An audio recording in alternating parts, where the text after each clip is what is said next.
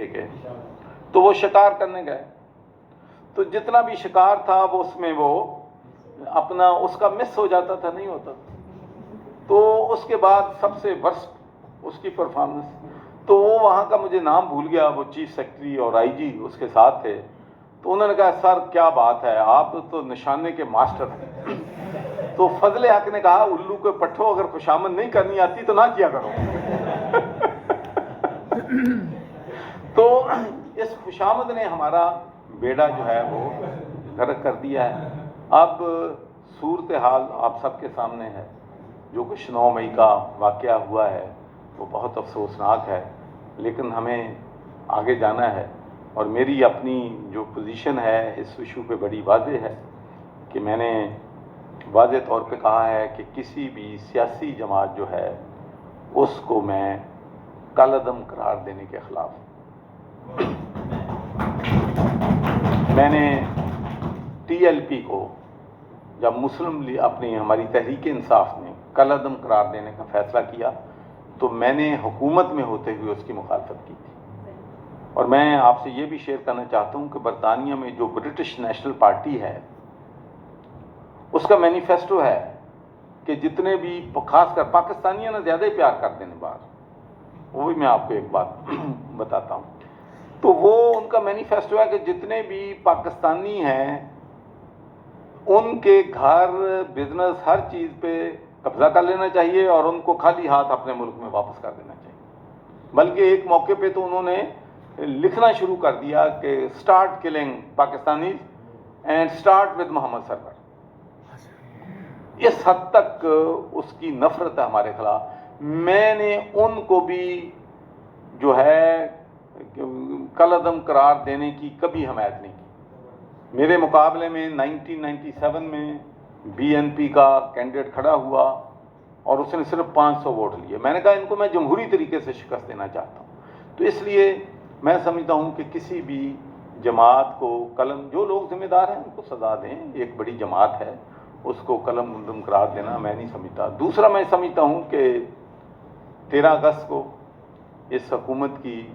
میعاد ختم ہو رہی، کوئی ایمرجنسی، کوئی طریقہ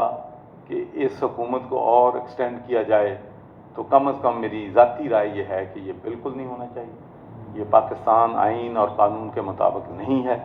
اس کی جو ہے اسمبلیاں جو ہیں ڈیزالو ہونی چاہیے، اور پاکستان میں 90 دن کے اندر الیکشن جو ہیں وہ ہونے چاہیے تاکہ عوام جو ہے فیصلہ کریں، ہم جیتیں ہم ہاریں، لیکن ملک کو ہم نے صحیح راستے پر لے کر چلنا ہے۔ تو انشاءاللہ تو یوتھ کے بارے میں آپ سے ایک تو یہ کہنا چاہتا ہوں کہ ہم الیکشن جیتیں یا ہاریں، لیکن انشاءاللہ ہم بہت ساری سیٹوں پہ ایک ٹریننگ کے لیے، دیکھیں ایک ٹریننگ ہے، الیکشن میں ٹریننگ ہے، جب آپ الیکشن لڑتے ہیں دوسری دفعہ لڑتے ہیں تو یہ جو مت ہے کہ جو کسی کے پیسہ ہے وہ الیکشن لڑ سکتا ہے اور دوسرا لڑ نہیں سکتا، تو میں اس ملک کی جو سب سے بنیادی خرابی ہے جس کی وجہ سے الیکٹیبل جو ہیں 75 سال سے اس ملک پر اس کی معیشت پہ یقین مانیں، معیشت پہ سیاست پہ 1000 فیملی ہے جس نے قبضہ کیا ہوا ہے، 1000 فیملی نے قبضہ کیا ہوا ہے، چاہے عمران کی حکومت آ جائے یہ حکومت میں ہے، چاہے پیپلز پارٹی کی حکومت آ جائے یہ حکومت میں ہے، یہ مسلم لیگ نون کی آ جائے، جب یہ ہوا دیکھتے ہیں تو ہوا کے ساتھ یہ پرندے جو ہیں وہ موو کرتے ہیں، یہ ہوا کے ساتھ۔ اسی لیے میں ہمیشہ یہ کہتا ہوں کہ اگر تنظیمیں بن جائیں، اگر سیاسی پارٹیوں میں جمہوریت آ جائے تو پھر جو الیکٹیبل کی جو ایک سے ہے وہ کم ہو جاتی ہے۔ تو اس لیے میری خواہش ہے کہ میں خاص کر یوتھ کو چاہتا ہوں کہ پنجاب میں اور پورے پاکستان میں زبردست طریقے سے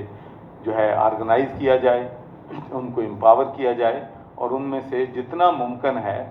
بالکل نہ ڈریں، جس نے الیکشن لڑنا لڑیں، پھر کیا ہوا تو 5000 ووٹ مل جائے گا، 4 مل جائے گا، پریکٹس تو ہوگی، جا کے سچ تو بولیں گے بھی نہ چوراں ووٹ دینا کہ سانوں دینا۔ دیکھیں اس الیکشن میں میری ڈیوائیڈنگ لائن بڑی کلیئر ہے، آج پرندے پھر رہے ہیں، شکاری تو میں بھی ہوں، چاہوں تو ان کا شکار کر سکتا ہوں، لیکن میں نے فیصلہ کیا ہے کہ میں نے کسی کرپٹ کو اپنی پارٹی میں شامل نہیں کرنا۔ تاکہ ٹھیک ہے ہماری ڈیوائڈنگ لائن یہ سلیکشن میں یہ ہے کہ بھائی سب کو پتا. اچھا ایک میں آپ کو بتاؤں لوگ بڑے ویجیلنٹ ہیں پاکستان کے, سیانے ہیں, جانتے ہیں جتنی تھڑے پہ پالیٹکس پاکستان میں ہوتی ہے دنیا میں کہیں نہیں ہوتی. آپ کسی ڈیڑھی والے کو پتہ کر لو, اس کو بھی پتا ہے کہ ملک میں کیا ہو رہا ہے, کون ذمہ دار ہے, کون کر رہا ہے, سب کو پتا ہے. تھڑے پہ باتیں کرتے ہیں, سب کو پتا ہے کہ ان کا ایم این اے, ایم پی اے کتنے اس نے کمیشن لیا ہے, ان کو پتا ہے کہ کتنا کک بیکس لیا ہے, کتنے جو 2018 میں اس کے پاس پیسے کتنے تھے, اور 2023 میں ان کے بنگلوں میں کس چیز میں اضافہ ہوا ہے, کتنے پیٹرول پمپ لگے, سب پتہ ہے. اس لیے مجھے سارے بتاتے تھے. آج جب میں گورنر تھا تو میرا جو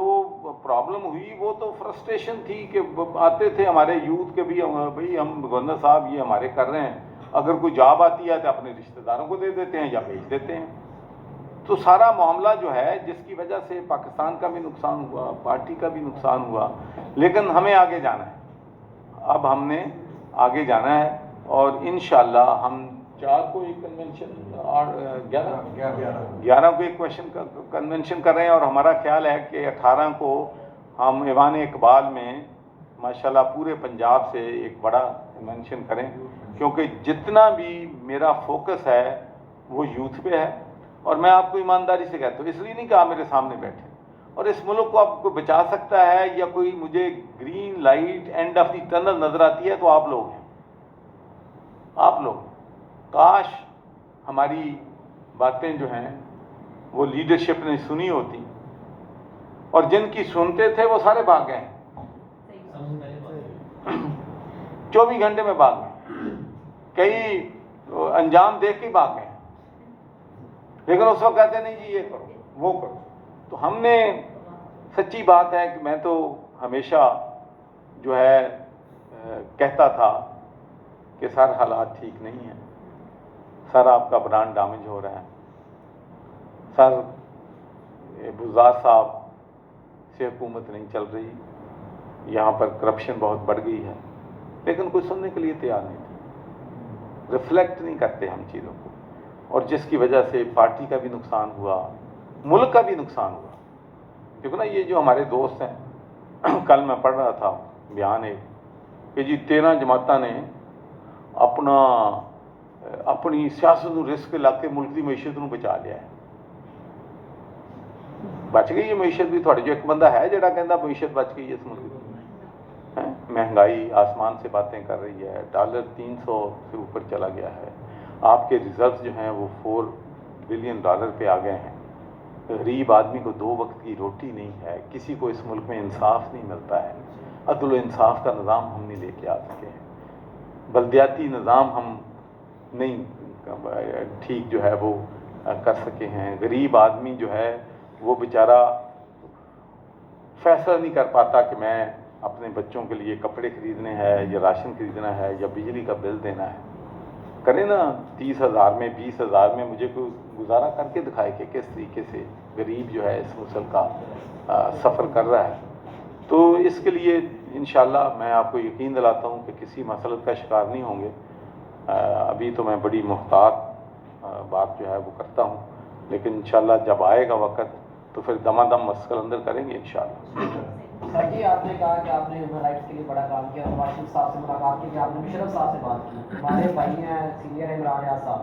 پچھلے 25 سے 30 دنوں سے غائب اور پتہ ہی نہیں ہے وہ کہاں پہ ہیں. ان کے لیے بھی سر کو کوشش کریں, کم از کم یہ تو پتہ چل جائے وہ کہاں پہ ہیں. آپ اپنے طور پہ ملاقات کریں, ان کے والد صاحب سے ملاقات کریں, کوئی بیچ کا سر راستہ نکالیں. جتنی بھی یوتھ ہے اور جتنے بھی صحافی ہیں وہ آپ کے شکر گزار ہوں گے اس پہ. دیکھیے جی, عمران ریاض صاحب میرے بڑے